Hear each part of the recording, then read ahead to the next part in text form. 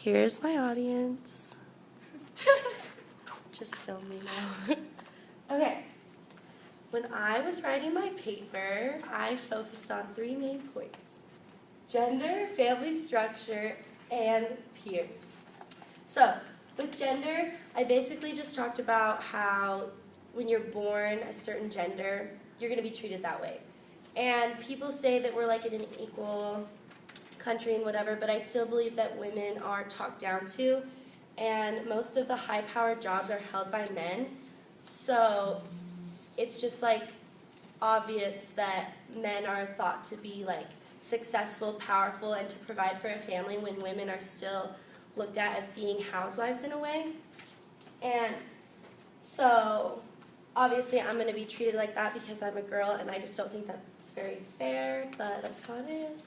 And then for family structure, I didn't really have the best family structure growing up. For the first 8 years of my life, my dad was a part of my life consistently, and we were really like best friends. We hung out all the time. And then he got in a really bad accident, and after that, he didn't really talk to me anymore, and I started to feel betrayed because I was by his side in the hospital for almost 3 years. And that's when I started really to develop trust issues with people. And my mom would always ask me, does it hurt your feelings? Does it hurt your feelings? And I would say no, because I knew that my mom would be more hurt if I told her that I was hurting inside. So I started to hold my feelings all inside and keep things to myself. And that's not very healthy, because once something goes wrong and I lose it, I just completely lose it because I think of everything bad that's happened to me in my life. So hopefully I will be working on that. But other than that, my mom did a really good job of raising me on her own. She held 2 jobs. I stayed with my great-grandma during the day, which actually caused me to gain a lot of wisdom because I was around an 80-something-year-old lady all day. And so some of my morals and values are old school, I would say, but I really like that about myself because of my great-grandma. And then when I looked up to my mom, I saw that she was working really hard, so I would say that my work ethic is pretty good.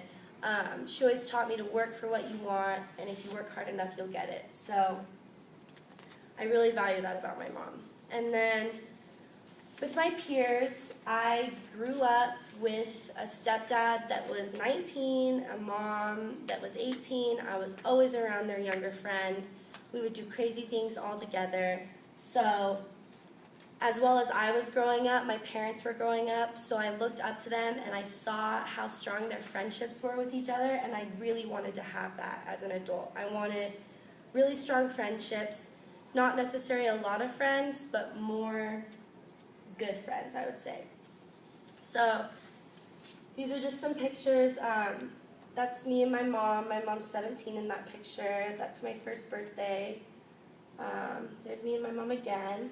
That's my stepdad, which I'm glad I had him. He came into my life when I was 4, and I look at him as a father figure more than I will ever look at my dad as a father figure. And then that's my great-grandma and me, and those are me, some of my good friends.